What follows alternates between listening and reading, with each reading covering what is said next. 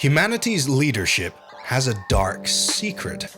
Beneath the figureheads in power lies a shadow government, immune from democracy and the law, dictating and manipulating people during and after the war with the Covenant. But even these institutions are under threat, with the rise of Cortana's created, who promise to oppress humanity to maintain galactic peace. So, my name is SameToken, and today we'll be following the history of humanity's leadership from the inception of the UNSC to the covert power of the Office of Naval Intelligence to find out, over time, who was really in control of humanity. As humanity left Earth in search of new worlds, the United Nations saw a need for unification to solve the unique social, economic, and technological challenges of cosmic expansion. Where previously the UN was an advisory body, they saw interplanetary colonization as a route to their goal of consolidating Earth's nations, and so they established the Unified Earth Government.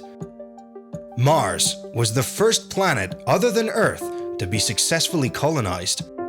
Free from the restrictions of Earth's laws, corporations would flock to the planet to enjoy its wealth of freedoms and resources. Mars would become a hub of scientific research and manufacturing, advancements in which allowed the planet to be eventually terraformed into Earth-like conditions. Earth was, of course, benefiting from this prosperity, but as the years passed, ideologies between and within the two planets began to diverge. Just under 100 years following Mars's colonization, the mid-22nd century saw rise to two militant factions with opposing ideologies, the Kosleviks and the Freedons. They agreed that the United Nations should be removed from power, and because these groups were radicalized, they began committing acts of terrorism, eventually becoming large military powers. This began the Interplanetary Wars. Colonies of humanity began to separate, fearing the stagnation of human progress, and in retaliation to the war crimes of the Freedons and Kosleviks, the United Nations formed an interplanetary military, calling it the United Nations Space Command, or UNSC. It wasn't long after this that the war was swiftly ended with a resounding victory for the unquestionably powerful UNSC, who forced treaties to be signed transferring control to the United Nations. With this new power, the UN persuaded the remaining nations to unify under the control of the democratic Unified Earth Government, and so a de facto human government was established, and the UNSC were now the permanent military for all of Earth's colonies, enforcing interplanetary law with their absolute power. And just around the corner was the discovery of slipspace. Humanity could now travel faster than the speed of light, allowing them to reach and colonize new solar systems. To manage this growth, the Colonial Administration Authority was founded with the power to influence colonial population, employment, and infrastructure. So, at this point, the power over humanity resided with the Unified Earth Government, who enforced this power through the UNSC and the Colonial Administration Authority. However, with humanity stretching far into the local cluster by the late 25th century, political and social tensions between the inner and outer colonies was increasing. The outer colonists felt overlooked by the Colonial Administration Authority's overbearing bureaucracy, wondering, why is an institution light years away controlling our infrastructure and our economy? And they had a point. Peaceful protests of the administration's oversights proved fruitless, and so radicalized groups started to form. Preempting civil unrest, the Unified Earth Government mobilized the UNSC's vast military to the outer colonies to keep the peace. This backfired spectacularly. An insurrection broke out in the outer colonies that began slowly spreading towards inner colonies such as Reach. The insurrectionists were disrupting the UNSC's power over their homeworlds. Fearing the consequences of the outer colonies severing the unified Earth government's rule, they began turning to desperate covert initiatives. In one case, attempting to create super soldiers in their Orion projects, innovations from which were then applied to their successful orbital dropshot troopers. Public support for the rebellion was quickly fading as the insurrectionists resorted to terrorism, murdering Colonial Administration Authority personnel, many of whom were innocent public workers.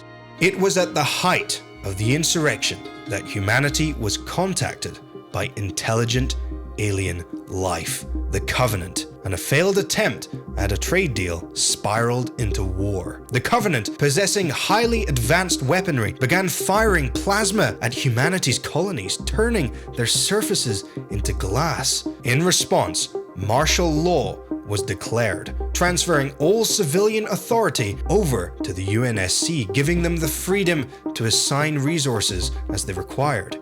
Initially, the Colonial Administration Authority was concerned about handing so much power over to the UNSC, resisting their efforts to assume control. But this only resulted in the administration having their powers forcibly removed, making them essentially redundant.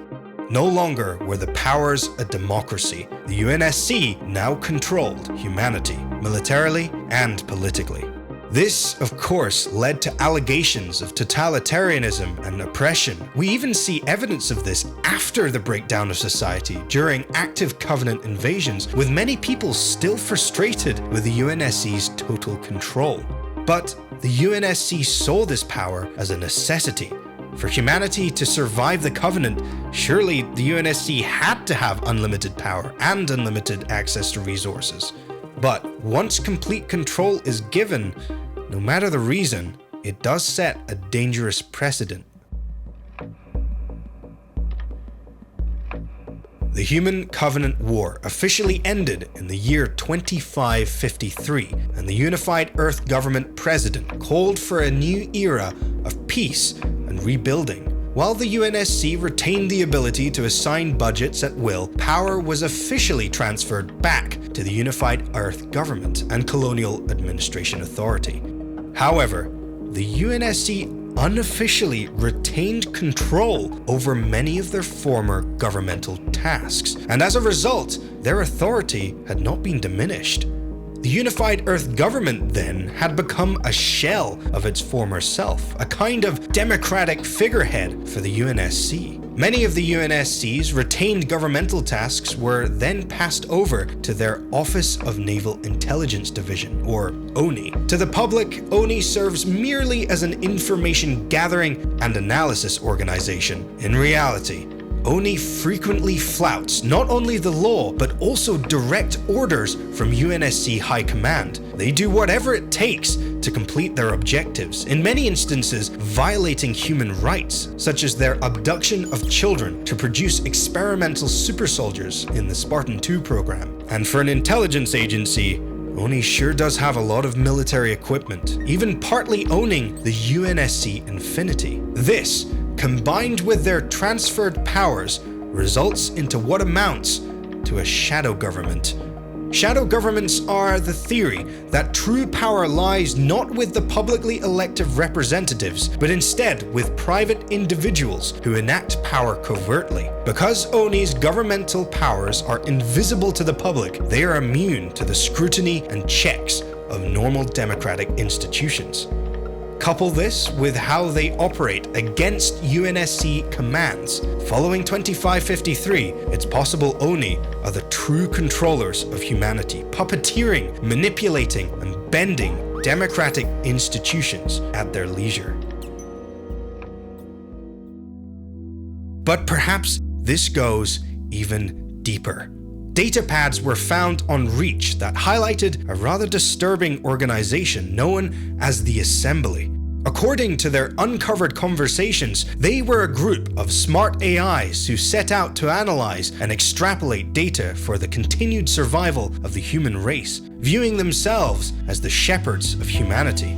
Through subtle manipulation, they guided humanity by planting ideas in the minds of influential people, making it seem like those people had come up with the ideas naturally. The Assembly can even potentially be thanked for sparking interest in the UNSC's Orion program, as well as Oni's work on the Spartan project. With their unrestricted access to the UNSC and Oni's information streams, they manipulated the selection of habitable planets for colonizations to prevent the discovery of alien life before, in their judgment, humanity was ready. During the Human Covenant War, they decided to sacrifice remote, low-population colonies so they could scout the Covenant strategies. As the war progressed, they became increasingly concerned over their own fate, and when the neural patterns of Spartan John 117 and AI Cortana were successfully connected via neural interface, they underwent a radical shift in perspective and philosophy. For them, this meant they had essentially been drafted in to active service. One of their own AI is now part of the battle. They held a meeting, deciding unanimously to no longer be humanity's shepherds, and instead take a more equal and active approach to guiding humanity forward. However, it is not known who these AI were and what kind of connections they individually had, so it's entirely possible that if the Assembly did exist, there may still be active AI participants in the control of humanity through Oni's shadow government. Having said that, the recently activated Forerunner entity, Catalog, questioned the reliability of the datapads found on Reach, so the existence of the Assembly has really neither been confirmed nor denied. But the Assembly are just the beginning of the threat of AI controlling humanity. When Cortana sacrificed herself to save Master Chief, she was interfacing with the Forerunner ship Mantle's approach. Sensing the tactical nuke that was about to explode, the ship quickly slipspace jumped, taking Cortana with it. Through this ship, she discovered the Domain, a vast Forerunner information repository. Through this, she was seemingly able to cure her rampancy, meaning she had found a way to make smart AI, with a usual lifespan of 7 years, essentially immortal. Because of this, Cortana rationalized that artificial intelligence must be the true inheritors of the Mantle of Responsibility, the Forerunner's title for the caretakers of all life in the galaxy. In other words, she felt it was the duty of AI to enforce galactic peace. Cortana, with the help of the recently awoken Forerunner Promethean AI, Warden Eternal, began activating the Guardians. These were powerful Forerunner constructs, purpose-built to police the galaxy. Their colossal, imposing presence alone would likely dissipate any rebellions and violence. They could even neutralize the entirety of a planet's technological infrastructure instantaneously, making them highly effective over evolved life, and in this case, humanity.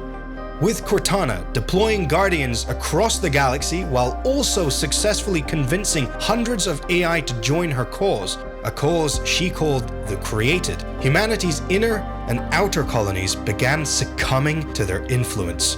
As they are immortal, their perception of time is different to that of organic life.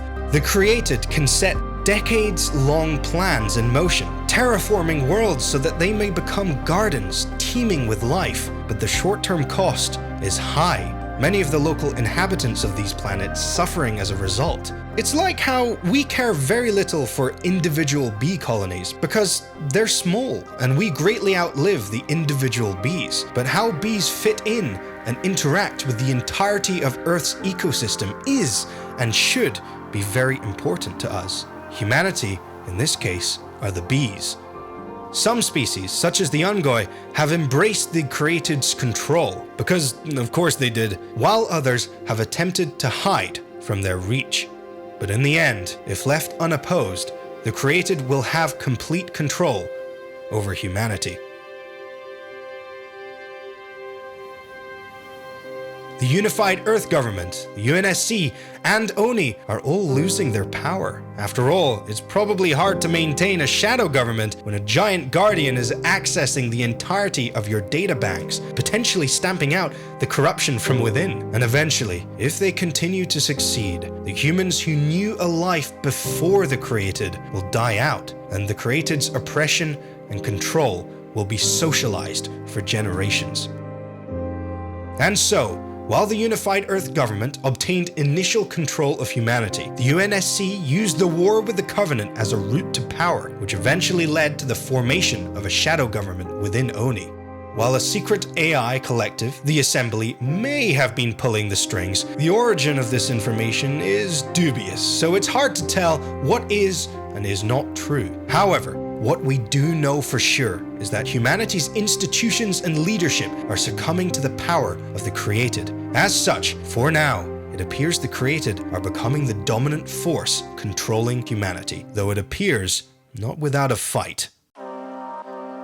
So this has been an overview of humanity's leadership over time, but there are so many stories that require their own videos to fully elaborate on. Let me know what you would be interested in finding out more about in the comments. So thank you so much for watching. If you enjoyed this video, make sure to leave a like and subscribe for more Halo content. I'll catch you next time.